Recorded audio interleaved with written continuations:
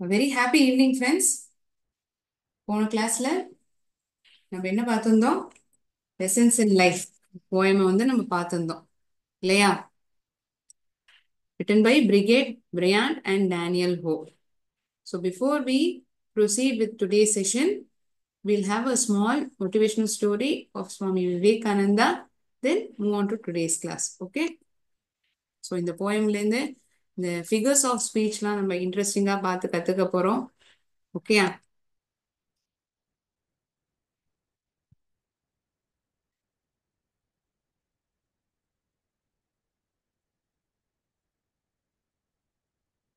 சுவாமி விவேகானந்தா அவரை வந்து நரேந்திரநாத் தத்தா அப்படிங்கிற பேர்லயும் அழைக்கப்படுறார்.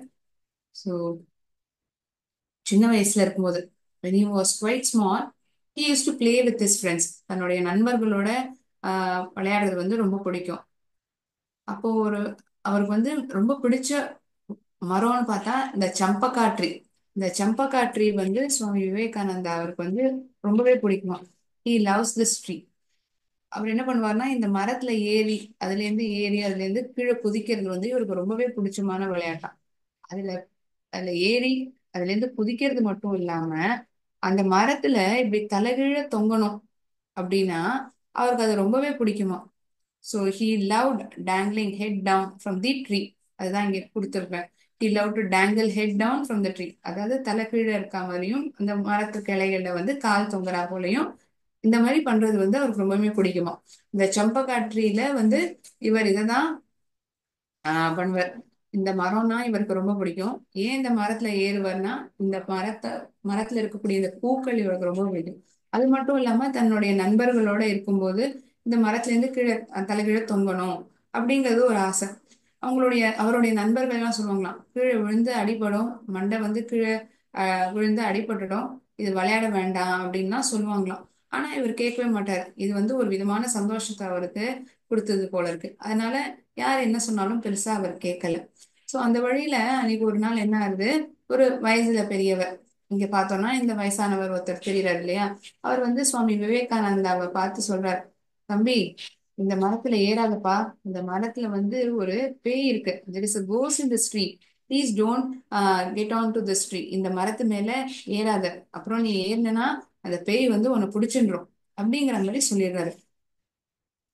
ஆஹ் சுவாமி விவேகானந்தா அவர் வந்து என்ன பண்றாருன்னா கொஞ்ச நேரம் யோஜனை பண்றாரு. இந்த தாத்தா வந்து அவர் சொல்றது வந்து நிறுத்தவே இல்லை. மறுபடியும் மறுபடியும் சொல்றாரு, நீ இப்ப இறங்குறியா இல்லையா, இல்லாட்டி அந்த பேய் வந்து உன்னை பிடிச்சின்றோம். The ghost will catch hold of you. Please get down from the tree. One is that the ghost will catch hold of you. Another thing is that your head will get hurt. உன்னுடைய தலையும் அடிபட்டுன்றோம். இது மாதிரி சொல்றாரு. கொஞ்ச நேரம் பார்த்தாரு, இவரும் உடறா மாதிரியே இல்லை. ஸோ அதனால இவர் இறங்கிட்டாரு. கொஞ்ச நேரம் கழிச்சு பார்த்தா இவருடைய நண்பர் இவரை கேட்கிறேன், இதே தானே நானும் சொன்னேன், நீ வந்து கேட்கவே இல்லையே, அந்த பெரியவர் வந்து இந்த மரத்துல பேய் இருக்கு அப்படின்னு சொன்னோன்னு இப்ப இறங்கிட்ட பாத்தியா அப்படின்னு சொல்றாரு. ஆனா இவர் என்ன பண்றாரு, அந்த வயதானவர் அந்த இடத்துல இருந்து நகர்ந்ததுக்கு அப்புறம் மறுபடியும் அந்த மரத்து மேல ஏறாரு. என்னப்பா நீ மறுபடியும் ஏறுற இந்த மரத்துல அப்படின்னு இவருடைய நண்பர் கேட்கிறார். உனக்கு இப்ப பயமே இல்லையா, அதான் அந்த மரத்துல பேய் இருக்குங்கிறாங்க, பேய் வந்து உனக்கு பிடிச்சிருன்னு சொல்றாங்க, நீ என்னடானா மறுபடியும் இந்த மரத்து மேல ஏறி தொங்குறையே அப்படின்னு கேக்குறான் அந்த பையன் விவேகானந்தா அவரை பார்த்து. சோ இவர் என்ன சொல்றாரு, அந்த படத்துல ஒன்னும் பேயெல்லாம் ஒன்னும் கிடையாது. அப்படி இருந்ததுன்னா அது எப்பயோ என்னை வந்து பிடிச்சிருந்திருக்கும் இல்லையா.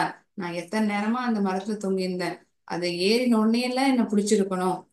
If at all there was a ghost in that tree, it would have caught me once I climbed the tree for the first time itself.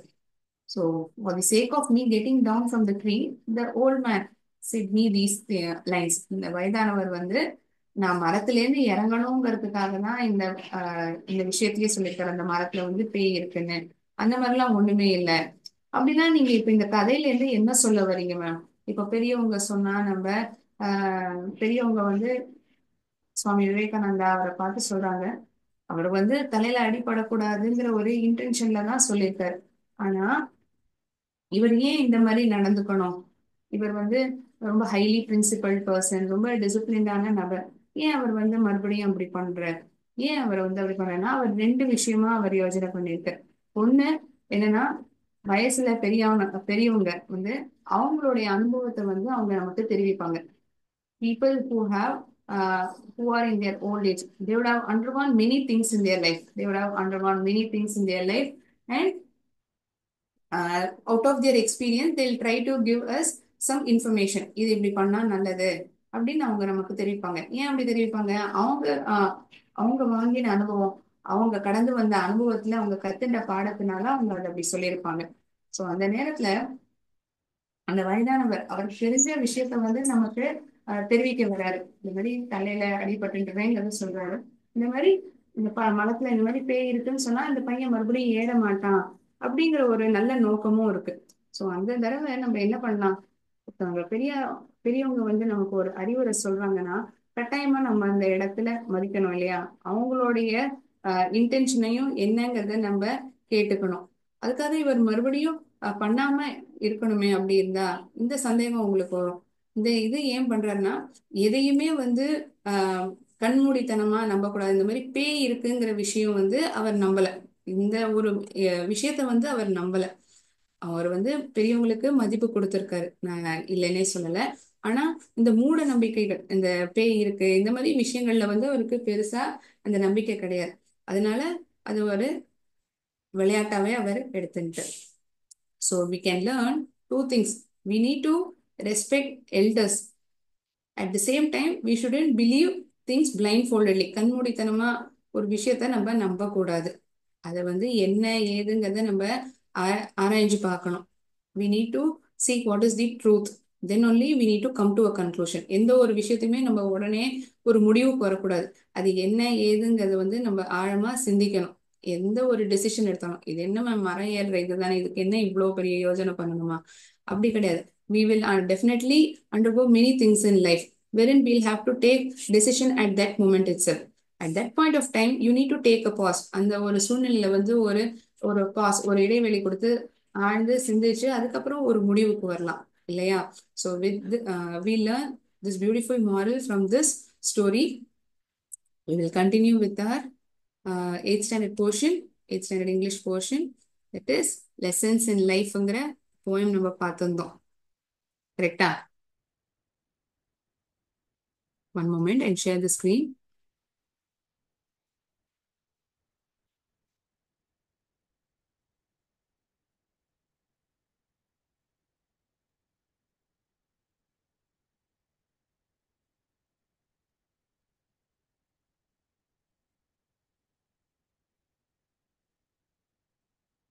I'll quickly read this poem for you.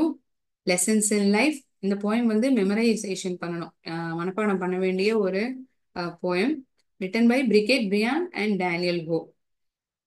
Having a friend is like planting a flower. Show love and kindness, it one day will bloom. Let's be aware as we walk on this planet, even the tiniest creature needs a room. Lessons in life aren't always so simple. Lessons in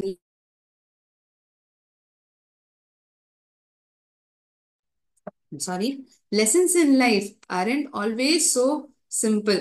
Nothing you are given will ever come free. Even the smallest of gifts deserves thank you. Even the smallest of gifts, it deserves a thank you. I respect you and you respect. I think of you and you think of me. Remember, everyone here is important. When you're forgotten, it makes you feel sad. Know that you matter and make a difference. Know that you matter and you make a difference. Sorry. Let no one shame you or make you feel bad. Lessons in life aren't always so simple. Nothing you are given will ever come free. Even the smallest of gifts deserves thank you. I respect you and you respect. I think of you and you think of me. So in this poem, Brigade Briand and Daniel Ho, what are they trying to tell? இங்க வந்து நட்பினுடைய முக்கியத்துவம் நம்ம வாழ்க்கையில, importance of friendship is being stressed upon in this poem. So what do? They compare it to the planting of flowers. ஒரு பூக்கள் ஒரு செடியில வளருது இல்லையா, அதுக்கு வந்து ஒப்பிடுறாங்க. நட்பும் வந்து இந்த ஒரு செடியில வந்து நம்ம பூக்களை வளர வைக்கிறதுக்கு சமம்தான். அது மாதிரி அவங்க கம்பேர் பண்ணி சொல்றாங்க. So just like making a flower Bloom, எப்படி வந்து நம்ம ஒரு பூவை வந்து மலர வைக்கிறோமோ. செடினா என்ன, உடனே அதுல பூ பூத்துருமா? அதுக்கு நம்ம நிறைய உரம் போடணும், அதுக்கு போதுமான அளவு சூரிய ஒளி வேணும், தண்ணி ஊத்தணும் நம்ம தினைக்கும். It should be practice on a regular basis. So friendship also blossoms. இதே போலதான் நட்புமே. ஒரு தடவை பார்த்துட்டோம்னா அவங்க நம்மளுடைய க்ளோஸ் ஃப்ரெண்ட் ஆயிடுவாங்க, அவங்க தான் பெஸ்ட் ஃப்ரெண்டு அப்படின்னு நம்மளால கன்க்ளூட் பண்ண முடியாது. நாளடைவில் அவங்க வந்து அவங்களுடைய விஷயத்த நம்மள்ட்ட பகிர்ந்துப்பாங்க, நம்ம வந்து நம்மளுடைய விஷயங்களை பகிர்ந்துப்போம். there should be transparency between us. And அதே சமயத்துல நம்ம எல்லாத்தையுமே அதை நம்ம ஷேரும் பண்ணக்கூடாது. they should we need to maintain that dignity amongst us, இல்லையா? just like making a flower bloom, friendship also blossoms only when there is constant, தொடர்ந்து எப்போதுமே ஒரு அன்பு இருக்கணும். அந்த நம்ம ஒருத்தருக்கு ஒருத்தர் நேசிக்கணும், அன்பு பரிமாறணும் ஒருத்தருக்கு ஒருத்தர். And kindness should also be share for a long period of time. ஒருத்தருக்கு ஒருத்தர் வந்து தன்மையாகவும் மென்மையுடன் நடந்துக்கணும், இல்லையா? அப்பதான் இந்த நட்பானது ரொம்ப நாள் ஆகணும், அது ஒன்றும் ஆகாது. It will be everlasting. It will be everlasting. Lessons that are taught by life will come only out of facing great difficulty. நம்ம வாழ்க்கையில கத்துக்கக்கூடிய பாடங்கள் வந்து எப்ப நமக்கு தெரியும்? நிறைய அனுபவங்கள், நிறைய கஷ்டமான காலங்கள், அதுதான் நமக்கு வாழ்க்கையில பாடங்களை வந்து நமக்கு கத்து கொடுக்கறது. அதுல வந்து நம்ம புரிஞ்சுக்க வேண்டிய ஒரு விஷயம் என்ன அப்படின்னா, நம்ம வந்து ஒருத்தருக்கு ஒருத்தர் நம்ம அன்பை பரிமாறிக்கிறதா இருக்கட்டும், அந்த சமயத்துல இந்த நன்றிங்கிற ஒரு வார்த்தையை வந்து நம்ம சொல்ல தவறிடுறோம். we often forget to say this word thank you. So we feel sad when we are forgotten by others. எப்பயாவது ஒருத்தர் வந்து நம்ம சொல்றதுக்கு வந்து மதிப்பு கொடுக்கல அப்படின்னா நமக்கு எப்படி தெரியும்? அவங்க வந்து நமக்கு தேங்க் பண்ணியிருக்க மாட்டாங்க, அதுக்கு ரெசிப்ரோகேட் பண்ணியிருக்க மாட்டாங்க, இல்லையா? they wouldn't have reciprocated to you immediately as soon as you did a help. ஒருத்தருக்கு வந்து ஒரு நல்ல விஷயம் பண்றீங்கன்னா அதுக்கு வந்து அவங்க உடனடியா ஒரு நன்றி இந்த மாதிரி தெரிவித்தீங்கன்னா, என்ன இது, இவங்க ஒரு இவ்வளவு வேலை நம்ம செஞ்சிருக்கோம், நம்ம மதிச்சு அவங்களுக்கு வந்து இவ்வளவு ஹெல்ப் பண்ணியிருக்கோம், நமக்கு ஒரு நன்றி கூட சொல்லல பாத்தியா, அப்படிங்கிற ஒரு எண்ணம் நமக்குள்ள வந்துடும். இதை நினைச்சே நம்ம சோகமா ஆயிடுவோம். we feel sad when we are forgotten by others. So ஒவ்வொருத்தருமே நம்ம வாழ்க்கையில சந்திக்கக்கூடிய ஒவ்வொருத்தருமே ஒரு தனித்துவமானவங்க தான், இல்லையா? Every one is unique. Every one or every person that whom we meet, everyone is unique. And no one should be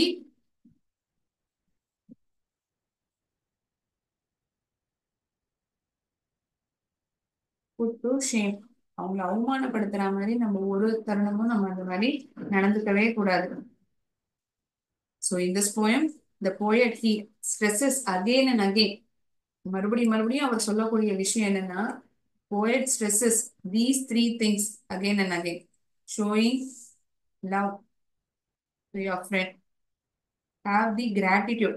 ஒருத்தர் வந்து ஒரு வேலை நமக்காக செய்யறாங்கன்னா அதுக்கு வந்து நம்ம நன்றியோட நம்ம இருக்கணும், இல்லையா? we need to thank that person. we need to thank that person and respect. And we need to have lot of respect towards the other person.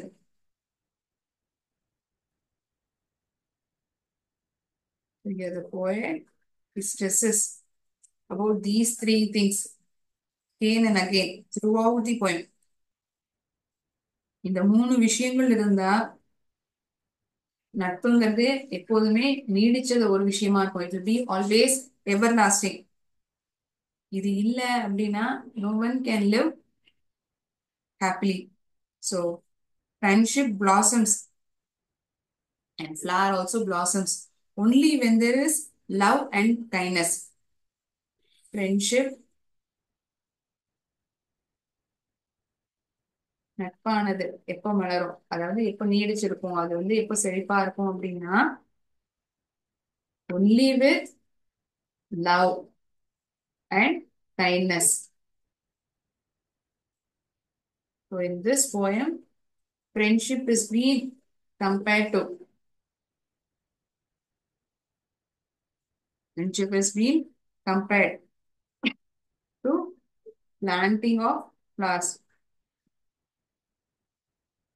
Planting flowers. இந்த ரெண்டுத்துமே வந்து ரொம்ப பொறுமையும் நமக்கு தேவைப்படும்.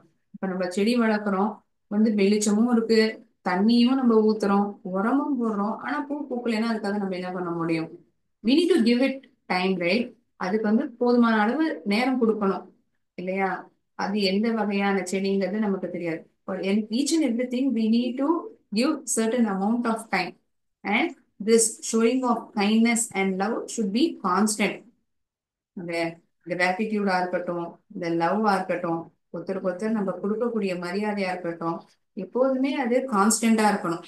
ஒரு தடவை நம்ம பரிமாறோம், அடுத்த தடவை வந்து நம்ம ரொம்ப எதிர்பார்க்கிறோம் மற்றவங்கள்ட்ட இருந்து அப்படின்னா அது நிலைச்சு நிற்காது. It should always be constant and reciprocative. So this is the thing that we learn from this poem. So importance of friendship has been told.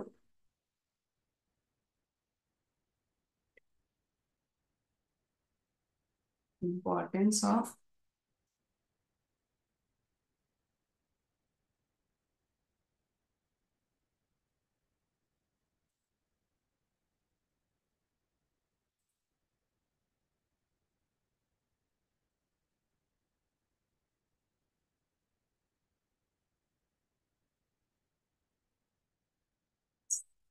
emphasized.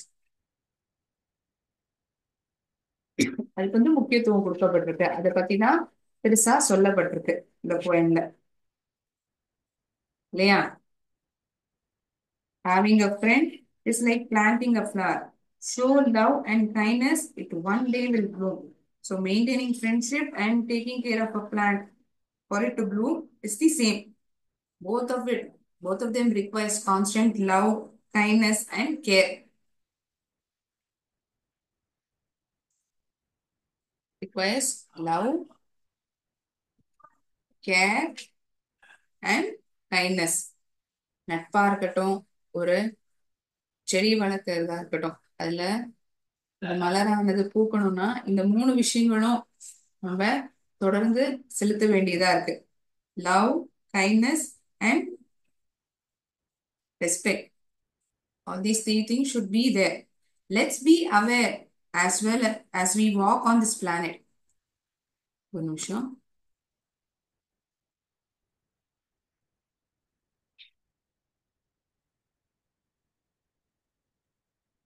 Let's be aware as we walk on this planet, even the tiniest creature needs room. We must know that on this planet, every living creature, எந்த ஒரு சின்ன ஜந்துவா இருக்கட்டும், எந்த ஒரு சின்ன smallest கிரியேச்சரா இருக்கட்டும், it requires space. அதுக்கான ஒரு இடத்த நம்ம கொடுக்கணும் இல்லையா? நம்ம தான் இருக்கோம், நம்ம மட்டும்தான் வாழணும், இந்த மாதிரி எண்ணம் இருக்கக்கூடாது. Even the smallest creature it also requires space to live in. Essence in life aren't always so simple. Nothing you're given will ever come free.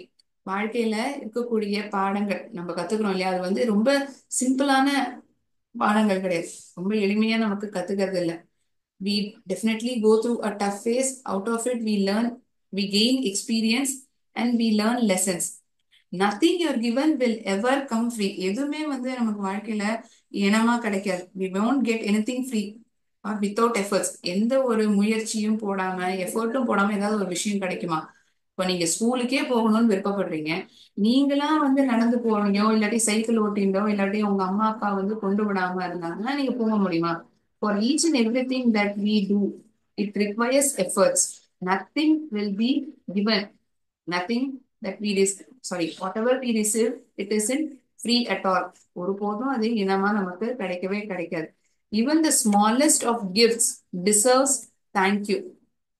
ஒரு சின்ன ஒரு பென்சில், ஒரு பையன் வந்து நம்மளை பார்த்து கொடுக்குறான், நம்மகிட்ட கொடுக்குறான் அப்படின்னா இந்த பையனை பார்த்து, ஏய் இது என்னப்பா பென்சில், எனக்கு ஒன்றும் தேவையே இல்லை, நீயே வச்சுக்கோ அப்படின்னு நம்ம சொல்லுவோமா?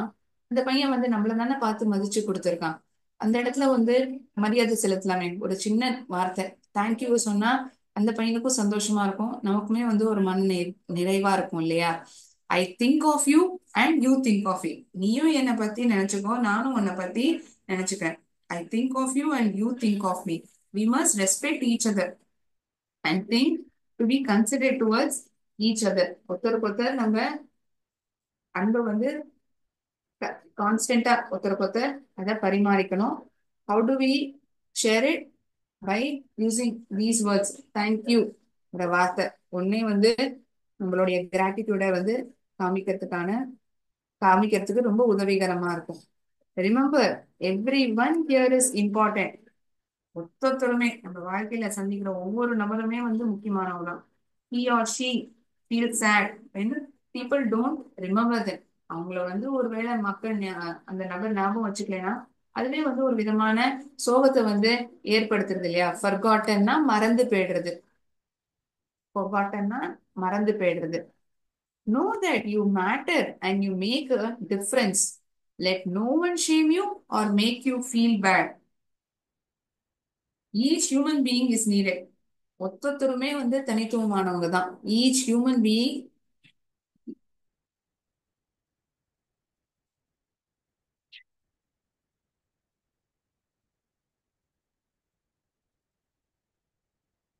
ஹியூமன் பீங் ஒருத்தர் வந்து சுமாருங்கிறத வந்து நம்ம ஒருபோதும் நம்மளால ஒரு கன்க்ளூஷனுக்கு வர முடியாது. எல்லாருமே வந்து அவசியம்தான். அவங்கவுங்களுடைய பங்கை வந்து அவங்க அவங்க வேலை செஞ்சுன்னு தான் இருக்காங்க. நமக்கு உண்டான ஹெல்ப்பும் அவங்க பண்ணிட்டு தான் இருக்காங்க in one or the other way. So each human being is needed. ஒருத்தருமே நமக்கு தேவைப்படுறாங்க. அண்ட்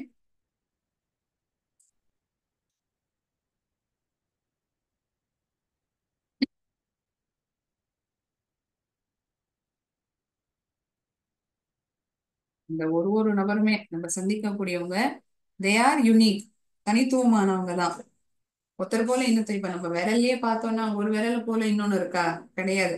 அதே போலதான் each human being is unique. So no one has the right to put another person to shame. So no one has right.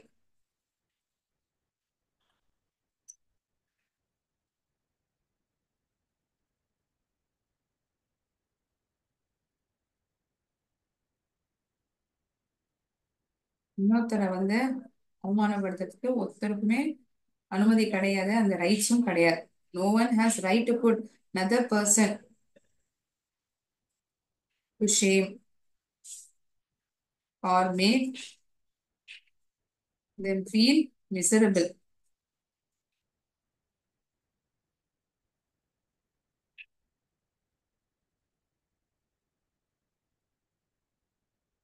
The lessons in life, definitely they are not very simple. What we learn in life, we don't get it that easily. It isn't simple at all. We cannot get anything free or without efforts.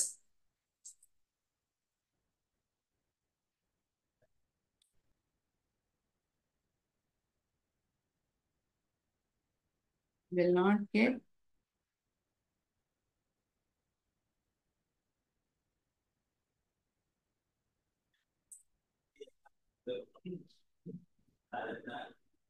முயற்சி இல்லாம எந்த ஒரு விஷயமும் நமக்கு கிடைக்கவே கிடைக்காது. So we must thank the people who give even the smallest things as gift. எந்த ஒரு சின்ன பொருளை வந்து நமக்கு மதிச்சு நம்மளுக்கு கொடுக்குறாங்களோ அதை வந்து நம்ம மனதார ஏத்துக்கணும். அந்த நன்றியை நம்ம தெரிவிக்கணும். So we must respect each other. ஒருத்தருக்கு ஒருத்தர் நம்ம வந்து மதிச்சு நடந்துக்கணும். அது மட்டும் இல்லாம we need to be considerate towards them. So this is the lesson that we learn from this poem.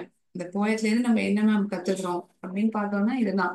நம்ம ஒருத்தருக்கு ஒருத்தர் தொடர்ந்து இந்த அன்பும் பாசமும், இந்த கிராட்டிடியூட், இந்த தேங்க்யூ, இந்த மாதிரி வார்த்தைகள்லாம் நம்ம ஒருத்தருக்கு ஒருத்தர் தொடர்ந்து பரிமாறினே தான் இருக்கணும். We should never make the other person feel miserable or put the person to shame. So, a wonderful poem written by Brigitte Briand and Daniel Poe. So, இந்த போயம்ல figures of speech பார்க்குறோம். ஸோ ஃபிகர்ஸ் ஆஃப் ஸ்பீச் பார்த்தோம்னா சிமிலி, metaphor, இதை வந்து நம்ம வித்தியாசமா ஒரு activity மூலியமா கத்துக்கலாமா? முதல்ல நம்ம சிமிலி பார்த்துடலாம். Okay, first we learn word simile.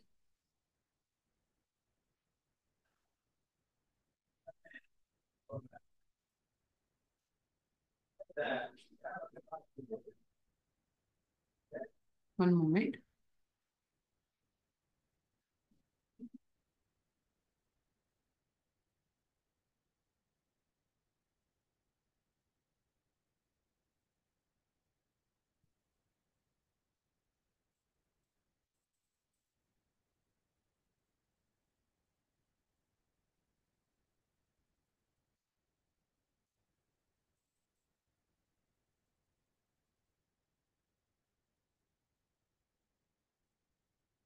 Simile.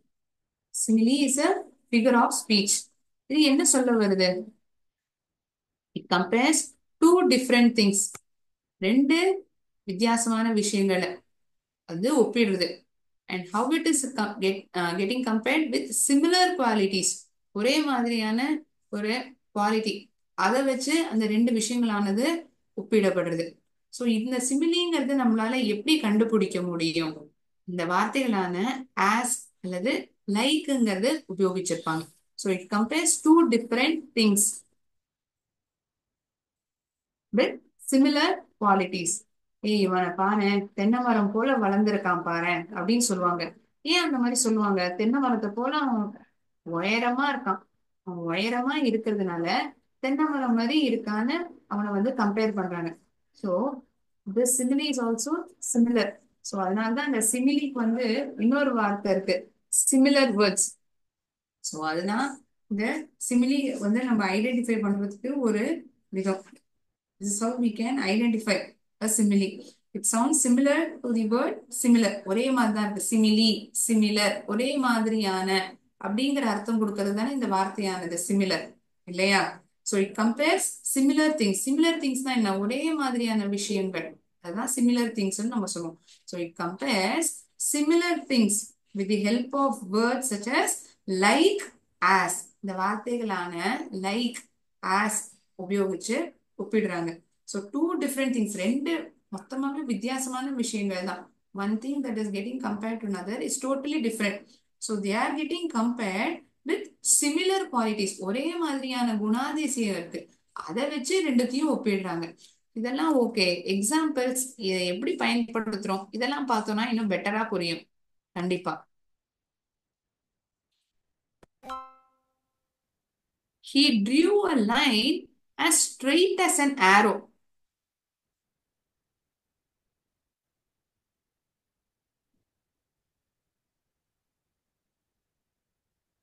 We can trust him.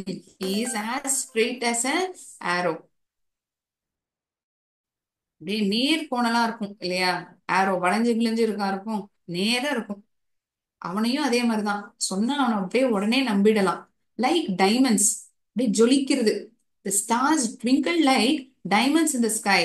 The stars twinkle. இந்த வானத்துல இருக்கக்கூடிய நட்சத்திரங்கள் இந்த டைமண்ட்ஸ போல, வைரத்தை போல ஜொலிச்சுதான். சோ நட்சத்திரங்கள் வந்து எதோட ஒப்பிடப்படுறது? வைரத்தோட ஒப்பிடப்படுறது. சோ இங்க எப்படி சென்டென்ஸ் சொல்லியிருக்காங்க? The stars twinkle like diamonds in the sky. Like இந்த twinkle twinkle little star rhyme same அப்படிதானே? Like a diamond in the sky அப்படின்னு தானே முடியும். Like a leaf, like a leaf, leaf போல. I love my hair, it is as soft as velvet. She danced like a leaf in the breeze. அவ இந்த காத்துல இருக்கக்கூடிய இலைய போல அவ நடனம் ஆடினா. ஏன் அப்படி சொல்றாங்க? ரொம்ப ஒரு கிரேஸ்ஃபுல்லா, ஒரு ரொம்ப சுலபமா. இப்ப காத்துல வந்து இந்த இலை அசைறதுன்னா அதுக்கு ஏதாவது அந்த அளவுக்கு எஃபர்ட் போட்டா அது அசைகிறது? இந்த காத்து போன வாக்குல அதுவும் அசைறது இல்லையா? So she dance like a leaf in the breeze. இந்த காத்துல வந்து அவ டான்ஸ் ஆடினது வந்து மரத்துல இலைய அசரா போல இருந்தது. She dance like a leaf in the breeze. Like leaf as black as coal. இங்க வந்து ஒரு விஷயத்த வந்து இந்த கரியோட ஒப்பிடுறாங்க. As black as coal. His face became as black as coal after being criticise. அவனை வந்து கிரிட்டிசைஸ் பண்ணணும், அதாவது ஒரு குற்றம் சொன்னதுக்கு அப்புறமா இருக்கட்டும், இல்லாட்டி ஒரு குறை சொன்னதுக்கு அப்புறம் அவனுடைய முகம் வந்து அப்படியே கரிய போல கருப்பா எடுத்து. So he felt ashamed. ஒரு மாதிரி ஆயிடலாம். அதனாலதான் இந்த மாதிரி இந்த சென்டென்ஸ் சொல்லப்படுறது. as cool as a cucumber. as cool as a cucumber. வெள்ளரி பிஞ்சு, வெள்ளரிக்காய் நம்ம பார்த்துப்போம். ஏன் as cool as cucumberன்னு சொல்றாங்க? இது ஏன் ஐஸா இருக்குமா, அப்படியே ஜில்லுன்னு இருக்குமா என்ன? ஏன் இது இந்த மாதிரி சொல்றாங்க? as cool as cucumber. ரொம்ப பெருசா எந்த ஒரு விஷயத்துக்கும் டென்ஷன் எடுத்துக்காம இருக்குது. while we were getting tense for the results, she remained as cool as cucumber. நாங்க எல்லாருமே பரீட்சையில எழுதின மார்க்குக்கு என்ன ரிசல்ட் வருமோ, என்ன மார்க் வருமோ, நாங்க எல்லாருமே டென்ஷனா இருந்தோம். ஆனா அந்த சமயத்துல அவ வந்து குக்கும்பர் போல அப்படியே கூலா இருந்தா. அதாவது அவ பெருசா எந்த விதமான டென்ஷனும் எடுத்துக்கல. Meera was as cool as cucumber. இப்ப திருப்பி அந்த பலூன் வரும் பாருங்க, அதுல அந்த வரிகள் எழுதியிருப்போம். while we were getting tense before announcement of results, Meera was as cool as cucumber. நாங்க எல்லாரும் எந்த அளவு பதட்டத்தோட இருந்தோமோ ரிசல்ட் வரதுக்கு முன்னாடி, மீரா என்னடான்னா ஒரு குக்கும்பரை போல, ஒரு வெள்ளரி பிஞ்சு போல அந்த அளவுக்கு கூலா இருந்தா. சோ இந்த பிக்சர்ல பாத்தீங்கன்னா வெள்ளரி பிஞ்சு வந்து அப்படியே ஹாயா ரிலாக்ஸ் பண்ணிட்டு இருக்கு. So, இந்த as cool as cucumberக்கு இந்த சென்டென்ஸ் நம்ம உபயோகிக்கலாம். as blind as a bat. இந்த வௌவால் அதுக்கு வந்து இரவு நேரத்துல வந்து கண்ணு தெரியாது.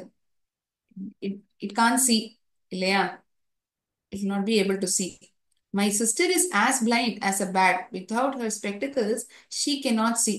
கண்ணாடி இல்லாமலாம் அவள பார்க்கவே முடியாது. அதனால என்னுடைய சகோதரியை வந்து எதோட ஒப்பிடப்படுறது? ஒரு வவ்வாலோட, ஒரு பேட்டோட ஒப்பிடப்படுது. இந்த கிரிக்கெட் பேட் இல்ல. சோ அதுக்காக இந்த பிக்சரை கொடுத்திருப்பேன். Without her spectacles, my sister is as bad because she cannot see without her spectacles. As blind as a bat. So we need to choose that sentence. அந்த வாக்கியத்தை தான் நம்ம சூஸ் பண்ணுவோம். as blind as a bat. as soft as a velvet.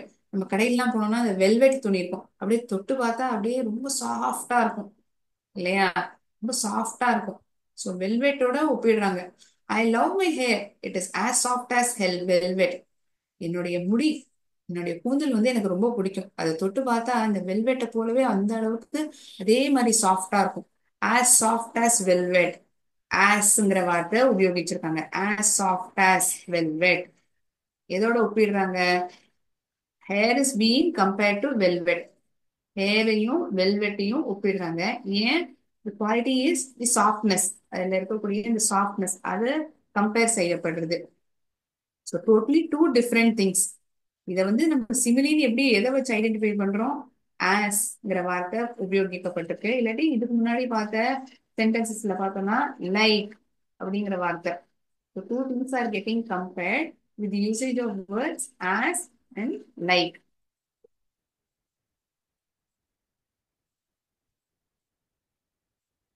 I love my hair. It is as soft as velvet.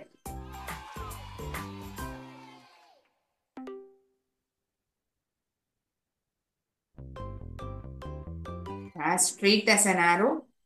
as straight as an arrow. as எது போல ஸ்ட்ரெயிட்டா இருக்கு? ஒரு ஆரோ போல ஸ்ட்ரெயிட்டா இருக்கு. ஸோ அவனுடைய அவன் மேல வச்சிருக்கிற வச்சிருக்க நம்பிக்கையானது ஒரு அம்ப போல இருக்கு. ஏன்னா நேர we can't lose any hope in it. like diamonds. நட்சத்திரங்கள் வந்து இந்த வைரத்தோட ஒப்பிடப்படுது. வானத்துல ஜொலிக்கிற நட்சத்திரங்கள் எது போல இருக்கு? இந்த வானத்தில் ஜொலிக்கிற இந்த நட்சத்திரங்கள் வைரத்தை போல இருக்கு. Like diamonds. Like A diamond in the sky அப்படின்னு தானே முடியும். இந்த ட்விங்கிள் ட்விங்கிள் லிட்டில் ஸ்டார் போம் இந்த rhymes. Like a leaf. Like a leaf. She dance like a leaf in the breeze. அவ எது போல நடனம் ஆடினா? ஒரு காத்துல அசைற இலைய போல அவ நடனம் ஆடினா. ரொம்ப கிரேஸ்ஃபுல்லா, எந்த ஒரு பெருசா எஃபர்ட்டுமே இல்லாம. as black as coal. asங்கிற வார்த்தை இங்க உபயோகிச்சிருக்காங்க. இங்க first few examples we use the words like. So இப்ப புரியுதா எப்படி நம்ம சிமிலிய வந்து ஐடென்டிஃபை பண்றோம்னு? This is something pertaining to simile. We have one more thing, that is metaphor. இந்த மெட்டாஃபருமே இதே மாதிரிதான். ஆனா it tells directly.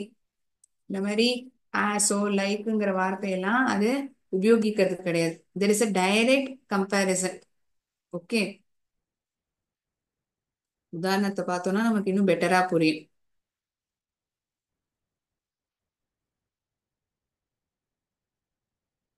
ஒண்ணு வந்து இன்னொன்னு போலதான் அப்படிங்கறத அதை நேரடியா சொல்றது. ஆனா ஆஸோ லைக்கோ இந்த இரண்டு வார்த்தையை வந்து அது பயன்படுத்துறதே கிடையாது.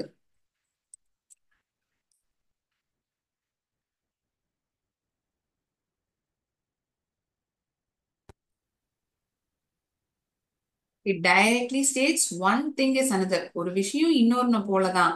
ஆனா இதுல வந்து ஆஸோ லைக்கோ உபயோகிக்கிறது இல்ல, உபயோகப்படல.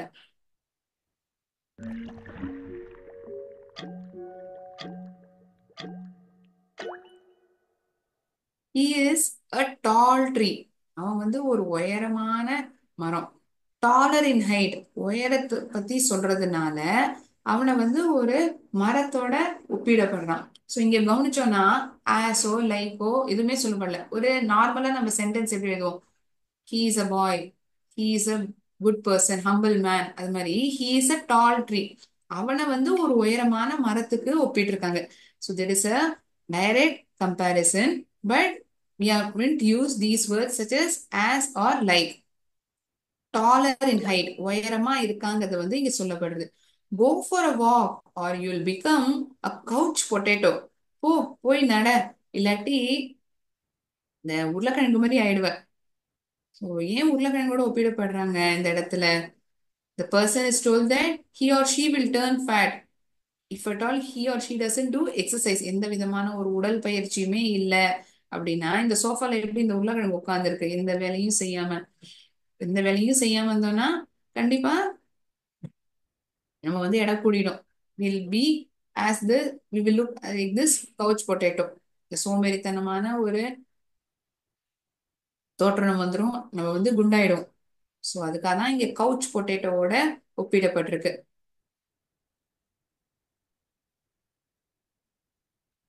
The person is lazy. Our soldiers were lions in the war. எங்க அணியில இருந்த சோல்ஜர்ஸ் எல்லாம் ஒரு சிங்கங்கள் போல இருந்தாங்க. வேர் இங்க பாத்தீங்கன்னா போன சென்டென்ஸ் எல்லாம் இஸ்ங்கிற வார்த்தையை உபயோகிச்சிருந்தாங்க. இங்க வேர் எப்படி இருந்தாங்க? Soldiers were lions in the war. So soldiers are been compared to lions. சோல்ஜர்ஸை வந்து சிங்கங்களோட ஒப்பிட்டு இருக்காங்க. ஆனா நேரடியாகவே சொல்லியிருக்காங்க அவங்களுடைய கரேஜா இருக்கட்டும், தன்னம்பிக்கை, இது போன்ற விஷயங்கள்லாம் சொல்லப்பட்டிருக்கு. It means the soldiers fought like lions. சிங்கம் வந்து எப்படி வந்து சண்டை போடும் தன்னுடைய விஷயம் அடையிற வரைக்கும், அந்த ஒரு மாம்சத்தை வந்து அது குறியிட்டு எடுத்து அப்படின்னா அது அதை விட்டு நகரவே நகராது. ரொம்ப துணிச்சலாவும் தைரியமாவும். It is known for bravery, right? So what do we say over here? We say it means the soldiers fought like lions. You're sitting on a winning lottery. நீ வந்து ஒரு லாட்ரி சீட்ல உட்கார்ந்துட்டு இருக்க மாதிரி இருக்கு. அப்படின்னா என்ன, ஏதோ ஒரு நல்ல ஒரு ஆப்பர்ச்சுனிட்டி வந்திருக்கு, அதை நீ வந்து உபயோகிச்சுக்கணும் அப்படின்னு சொல்றாங்க. The term winning lottery is used to emphasize on a golden opportunity. My father has a heart of a stone. எங்க அப்பாவுக்கு வந்து ஒரு கல்ல போல ஒரு இதயம். ஏன் கல்லு மாதிரி இதயம்?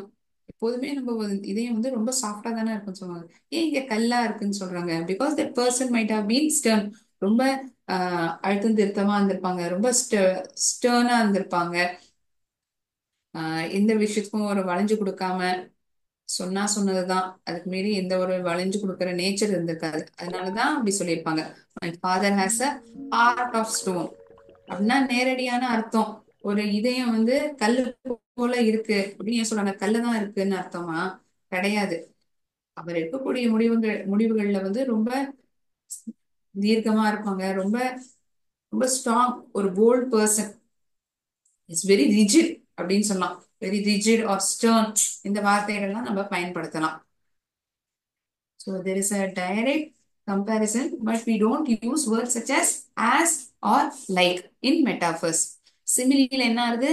as, like, இந்த இரு வார்த்தைகளை நம்ம ஒப்பிடுறோம். So it compares two things directly without using the words. without using the words such as or like. இந்த ரெண்டு வார்த்தைகளை பயன்படுத்துறதே கிடையாது. அது இல்லாம நம்ம இங்க ஒப்பிடுறோம். அதுதான் மெட்டாஃபர். கரெக்டா? ஓகே. இன்னி கிளாஸ்ல யாருக்காவது ஏதாவது சந்தேகம் இருக்கா pertaining to figures of speech such as simile, metaphor, இல்லாட்டி இந்த போயம்ல ஏதாவது சந்தேகம் இருந்தா கூட நீங்க கேட்கலாம்.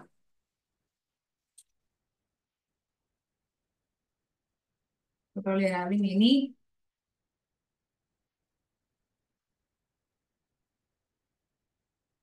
doubt pertaining to this poem, can definitely ask me.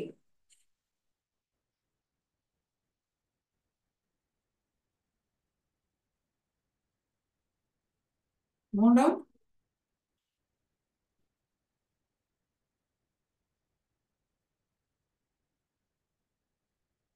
Good question. ஒருத்தங்க கேட்டிருக்காங்க இந்த போயம்ல எங்க மேம் சிமிலி உபயோகிச்சிருக்காங்க அப்படிங்கிற ஒரு டவுட் வந்திருக்கு. Good question. ஸோ ஒரு கான்செப்டை தெரிஞ்சுக்கிறது மட்டும் இல்லாம அது இந்த போயம்ல எங்க இருக்குங்கிறத இந்த சந்தேகமும் உங்களுக்கு எழும்பியிருக்கு. குட்.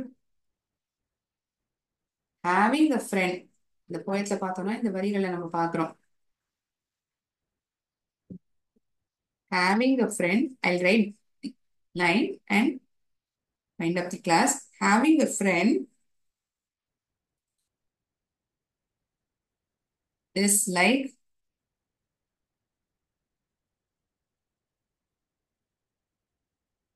planting a flower. நண்பரை, ஒரு நண்பனும் தோழியோ வச்சுக்கிறது வந்து ஒரு பூவோட ஒப்பிடப்பட்டிருக்கு. ஒரு planting a flower is like planting a flower. இங்க கவனிச்சோம்னா நண்பனுக்கும் ஒரு செடியை நம்ம நடுறதுக்கும் ஒப்பிட்டு இருக்காங்க. Here they have used this word like. So we can definitely tell they have used figure of speech simile over here. Okay. So same way we'll see in next class questions pertaining to this poem and we'll try to answer them. I'll end the session over here. We will again meet in the next class. Next class we'll be having MCQ session. So come prepared. நன்றி. வாழ்க பாரதம், வெல்க தமிழகம். இந்த poem சம்பந்தமா தான் இருக்கும் MCQs. Okay, fine. Thank you.